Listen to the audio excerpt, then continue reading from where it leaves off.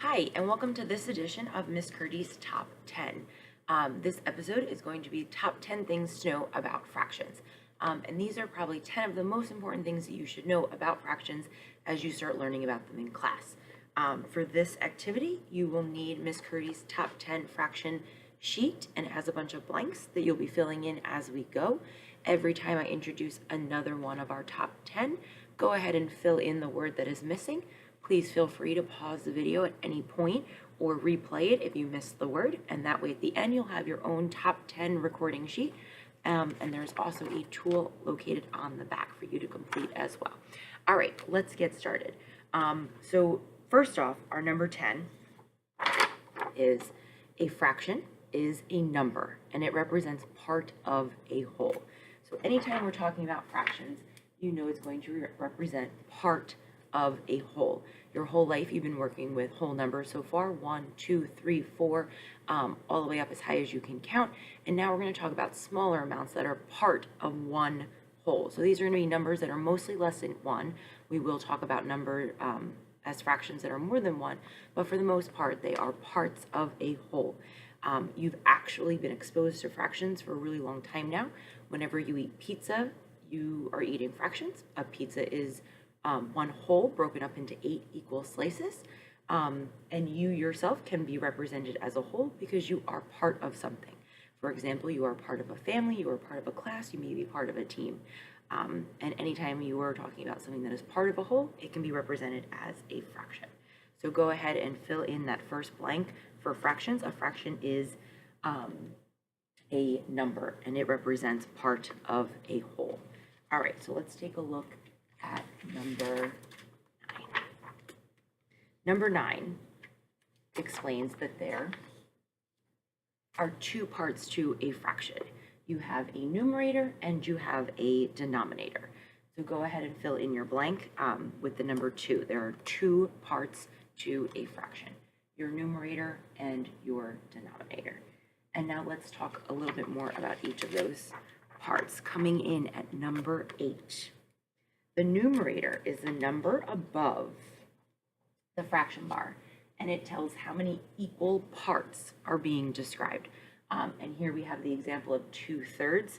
You also have 2/3 on your fill in the blank sheet as well. So 2 is the number we're talking about, and that will be the number that is shaded. In the fraction 2/3, we know that our numerator is telling us there are 2 parts shaded. That's what we're talking about. All right, and now that we know what our numerator is, let's talk about what our denominator is, which is coming in at number 7. The denominator, as you may have already guessed it, is the number below the fraction bar, and it tells us how many equal pieces our whole has been cut up into. So again, looking at the fraction 2/3, our 3 below the fraction bar tells us how many equal pieces we've cut our whole up into. 1, 2, 3. And our numerator is telling us how many pieces are shaded, 2/3. Go ahead and fill in your fill in the blank. All right, coming in at number 6. We have the idea that fraction pieces must always be the same size. Whenever we're talking about fractions, our pieces must be broken up into the same size. They must be equal. If they are not equal, we can't compare them as fractions. Here are 2 images. One is an image of a circle broken up into 4 equal pieces, and here is an image where it's broken up into 5 pieces, but they're not equal. Some of them are larger, some of them are smaller. So remember, whenever we're talking about fractions, our fraction figure must be broken up into equal pieces. Otherwise, we cannot compare them. Now, coming in at number 5.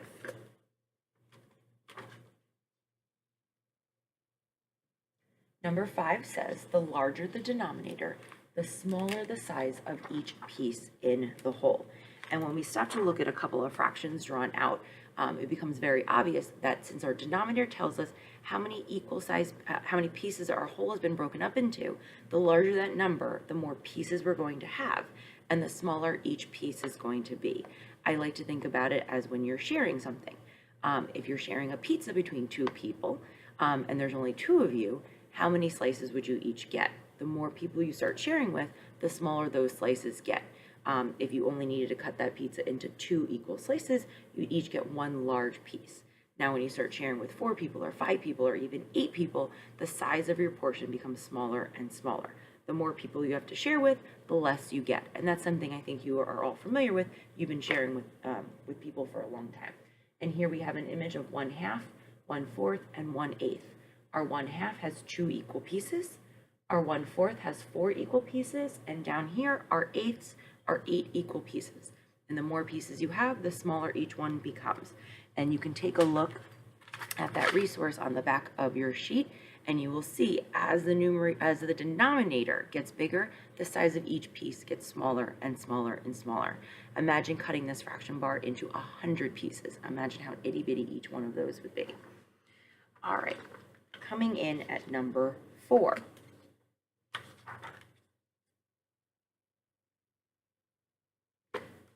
The smaller the denominator, the larger the size of each piece in the whole, which is very similar to this. They're actually the same concept. We're just saying it the opposite way. Now, whenever you have a smaller denominator, your size of your pieces are going to be larger. So when you're comparing halves and fourths, we know that the smaller the denominator, the larger the pieces, the larger the denominator, the smaller the pieces. And if you ever forget which way it goes and what makes sense, just draw yourself a couple of fraction bars and take a look at it and compare, or take a look at your tool, and then you'll be able to clearly see the larger the denominator, the smaller the size piece, the smaller the denominator, the larger the size of the piece. All right, coming in at number 3. We are going to talk about unit fractions. A unit fraction describes just one piece of your whole. Here we're talking about 2/3, you can talk about 2/8, 5/8, 6/4, but when we're talking about unit fractions, we're just talking about one piece. So in a unit fraction, your numerator is always going to be 1. 1/4, 1/3, 1/6, 1/8, 1/100th, whatever it may be. As long as your numerator is 1, you know you have a unit fraction. So go ahead and fill in the blank with a unit fraction describes one piece of the whole, and your numerator is always 1. In this case, what would our unit fraction be for thirds? And the answer would be 1/3. What's our unit fraction for fourths? 1/4. What's our unit fraction when we're talking about eighths? 1/8, and so on and so forth. Number 2 in our top 10 is when the numerator and the denominator are the same, the fraction represents one whole. So take a look at this. When your numerator and denominator are the same number, we know we're talking about a whole. And if you remember from earlier in our top 10, the denominator tells us how many pieces our whole has been broken up into, and our numerator tells us how many we're talking about, how many are shaded. So when those numbers are the same, we know we're talking about the whole thing. Here I have 4/4, and in this case, my whole is broken up into 4 pieces, and all 4 are shaded. So I'm talking about the whole thing.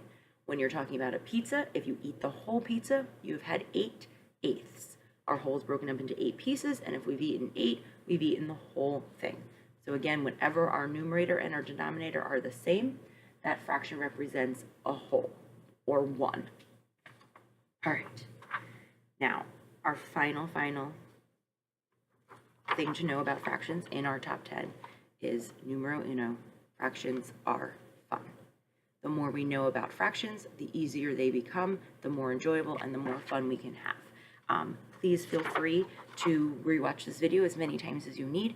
These are the top 10 most important things to know about fractions, and they're going to help you throughout topic 12 and also through topic 13.